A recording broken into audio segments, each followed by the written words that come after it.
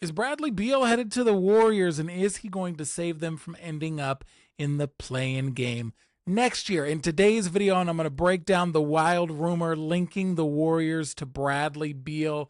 I'm going to break down exactly how the Suns would unload him, why he fits with the Warriors, and also react to today's terrible loss to the Clippers and get into the play-in. Hi, I'm Arthur Ballesteros. This is Warriors Digest. Hit subscribe right now. Less than 30% of the people who watch these videos on a daily basis, you watch these daily, yet you're not subscribed. What are you doing? Hit the button right now. It helps the channel so that we can get to news like this. My God, how would this look? Bradley Beal in a Warriors uniform. That's what's going around here. You're seeing all of the headlines here. New report, Warriors potentially targeting $251 million star. Then you've got this one, Warriors stunningly linked to acquiring three-time All-Star after this viral Steph Curry moment. This was the game earlier in the week when things were going so much better for the Warriors. They had just beaten the Suns. They were looking like they were going to get at least the 6th seed, maybe the 5th, maybe the 4th. Things changed so much. And so now this is why we're discussing adding Bradley Beal to the team, somebody who failed in Phoenix next to Kevin Durant. Why is this a good idea? Well, first, let's stop for just a second. Let's get into the report here. This is what got the internet buzzing. This was the report from Evan Sidri, an NBA contributor for Forbes. Yes, Forbes writes about basketball, apparently. So the Heat, the Nuggets, Spurs, and Warriors are teams who could show interest in Bradley Beal when, keyword here, when the Suns buy out his max contracts. This is per John Gambadoro, who's a Suns insider and a talk show host in Phoenix. Beal is now viewed as a mid-level exception type of player around the NBA as it relates to his next deal. So here's the deal with Bradley Beal. And if you don't know Evan Sidri, he does do a really good job of covering the NBA. He has been in front of a lot of leading stories here in the NBA this season, but also the source that he cites, John Gambadoro. If you don't know him, he is a legend in Phoenix, and he has correctly called many things happening in Phoenix. This was a guy who was the first to report Penny Hardaway, if you were a fan of basketball all the way back then, coming from the Magic and then coming over to Phoenix. It was a huge deal back in the day, but also he was the one who had the insider knowledge on Kevin Durant coming. He had the insider knowledge on Bradley Beal coming. This is not a lightweight here. This is a guy who's very well connected within the Phoenix Suns media circle, and he is usually the first person to get the scoop on things. He says there's a 0% chance Bradley Beal stays with Phoenix next year. And of course, why would he? The Suns suck. They couldn't even make the play-in in the West. But here we are. Why would the Warriors want to bring on Bradley Beal? Let's take a look at some of his stats actually from this year, because you may forget Bradley Beal can still get you a bucket. He scored 17 points a game, 3.3 rebounds, 3.7 assists, had about half a block a game, 1.1 steals, which his defense, it hasn't always been his strong suit, but good to see that. Less than 2 turnovers per game, less than 3 fouls per game. But look at this, 49% field goal shooting. My Lord, could the Warriors have used something like this down the late stretch here. 38% on 3 for the season as well. Also, 38% of his shots are 3, so he's a high volume 3-point shooter. Wow, sounds like a guy who could fit right in with the Warriors, especially when Steph is getting double teamed and you're seeing every other team in the NBA just daring somebody else in the Warriors to hit a 3. And you never know who's going to do it from night to night. I mean, in the Clippers game to end the season here, you saw Dre start to get hot because he gets left out there a lot. Jimmy gets left wide open and can't knock him down most of the time. I think he's shooting under 20% with the Warriors. Podziemski has been a bit of a revelation this year. He's scoring more consistently, especially since he's playing alongside Jimmy in the starting lineup here, averaging almost 16 points a game since then. Moses Moody also has been known to hit some clutch threes. And of course, you got Buddy Hield off the bench who hit on over 200 threes this year. But they're not consistent. And you're seeing a lot of times the Warriors players not being able to hit that 3 when it matters. So, I mean, look at Bradley for his career here. I mean, he is a bucket. This is a guy who averaged 30 points, Granted, it was about 5 years ago, but it's still a valuable piece. And I would say that his scoring has declined a lot because, of course, he's playing number 3, basically, on the Suns team behind Durant and Booker. I would argue he would actually be probably your second scoring option on this Warriors team. But how does he fit? He famously has $111 million left on his 2-year deal. He also prevented the Warriors from getting Kevin Durant. That was their main target during the trade deadline this year. Don't you forget that. The Warriors tried to get Durant back. Durant said he didn't want to go back, but also a lot of league sources were saying that Bradley Beal was the one who held this up because he's like the last person in the NBA with a no trade. Didn't want to be, involved in a 3-team deal. He wasn't going to be coming back to the Warriors. He was going to get spun off somewhere else, Miami, Detroit, somebody who made the numbers work.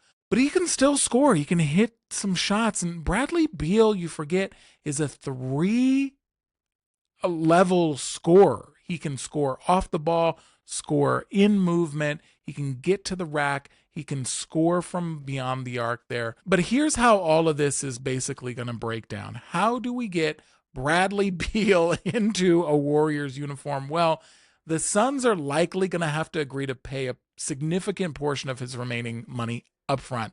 Potentially, according to some insiders, 70 to 80% of what's left. So that means that Phoenix could be on the hook for nearly $80 to $90 million just to let Bradley Beal walk away. That's obviously a huge financial hit, but Phoenix is looking to clear up some salary cap space. You're going to see heads roll in Phoenix. They had Durant, Booker, and Beal, and they won, 35 games this year? Unacceptable. You're going to see heads roll.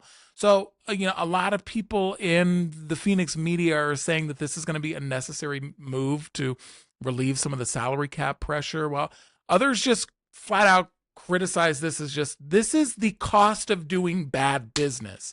You signed some bad deals here with Bradley Beal. You gave him $50 million a year guaranteed and a no trade clause. What? This was what they thought they had to do to get a championship. So now let's dive into what this means financially for the Warriors. So Steph, he's going to cost you about $59.6 million in cap space there. He's got about 38% of the cap. Jimmy Butler is going to cost you $54. How do you fit Bradley Beal into this here? Draymond at a $25.9 million cap hit. Moses Moody, you remember he signed that new deal in October, I believe, 3 years, $39 million. Very cap-friendly deal, very team-friendly deal for what he brings to the table here. His defense, over the past few games, I've just been amazed with how he's getting these on-ball steals. I'm just seeing him playing some lockdown defense. He did a great job in the game against the Clippers on defense. I'm really liking Moses and the value there. He's only going to cost you about $11 million. You got Buddy Hield at $9 million. That's the majority. And then, you've got a couple of guys here. Let me bring this up here. These are your guys who are going to be your free agents now. I believe Quinten Post, Guy Santos, they're both team options, so a little bit different. But obviously the Jonathan Kuminga free agency thing is lingering. And basically the question we're going to have to ask ourselves here, are we closer to being a championship team with Bradley Beal or with Kuminga? I would argue with Beal. I think that what we saw in the season finale, everything on the line, playoff game atmosphere, game 7 atmosphere, the Warriors didn't even play Jonathan Kuminga. I think that is the big middle finger to Kuminga. Bye. We're not giving you $30 million a year. We're not giving you $20 million a year. We would rather take a flyer on a 31-year-old oft-injured Bradley Beal. I just don't see Kuminga coming back, especially with things like this bubbling as a potential for the Warriors. We've also got some big decisions to make with Gary Payton. How's he going to fit in? Obviously a defensive stalwart off the bench. 3-point shooting greatly improved this year as well. Just such a valuable piece. You saw how the Warriors faltered quite a bit not having him at their disposal with all of these various injuries that he's had, especially here over the past couple of games. Yeah, he played against the Clippers, but His availability was very limited.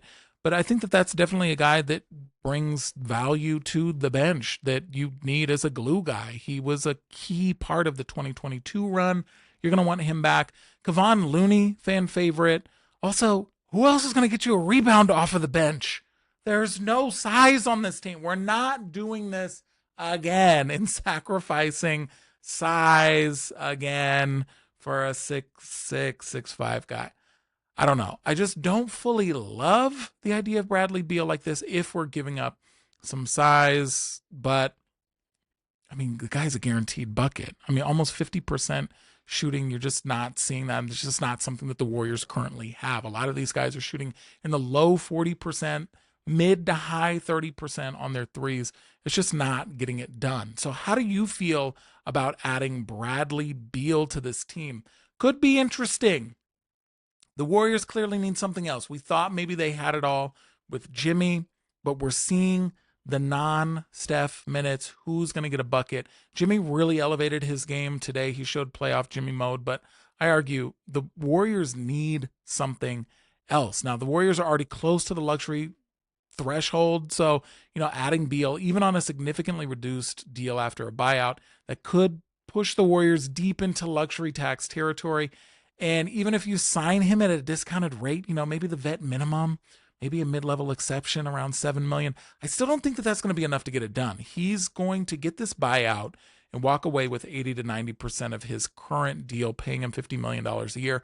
I argue he's going to want to match to get up to that level. So we're talking $10 to $12 million, just maybe a little bit expensive for us, unless we're letting some other key pieces go. If you're going to let Gary Payton walk, if you're going to let Kevon Looney walk, if you're going to let Kuminga walk, then maybe you're going to have some room here. But, long-term implications, this could restrict the team's financial flexibility significantly. Don't give him a no-trade clause. For the love of God, please don't. Mike Dunleavy showing he's more shrewd than that, but please don't. So, I think that acquiring Bradley Beal makes sense for the Warriors. It's going to make them make some other really tough decisions about who they're going to keep around. But he undeniably enhances the Warriors' offense. His scoring, exactly what the Warriors could use alongside Jimmy and Steph. He's versatile. He's efficient. He can shoot from distance. He can drive aggressively. He can create his own shot. Who else on the Warriors right now, aside from Jimmy and Steph, can create their own shot right now? And even when Jimmy creates his own shot, it's driving to the lane. He can't create his own shot and then put a jump shot up. My God, I haven't seen him hit a mid-range shot, I think, for a month now. Anyway, he would, talking about Bradley Beal, he would add an elite secondary scoring out. He is still elite. He's still, you look at him and you think he's been around in the league since 2012. He's got to be like 37. He's only 31. Still, he's a baby compared to the rest of the core, with Steph at 37, Jimmy at 35, Dre's 35. But, the Warriors offense, it thrives on spacing and movement, and that's what Beal kind of thrives in as well, and he can knock down those outside shots. So I think it's a good idea if you can get him for the right price. You tell me what you think. I'm going to go cry a little bit more over this Warriors loss to the Clippers and get ready for matchup against Grizzlies in the play-in. 0-3 in the play-in currently. Hopefully we can turn that around, because this is just a disappointment. We shouldn't have been here. Losing 3 out of the last 5. What are you talking? Call Bradley Beal right now. Call him. I'm going to text him. Please come to the Warriors right now. Anyway, I'm going to head out. Peace.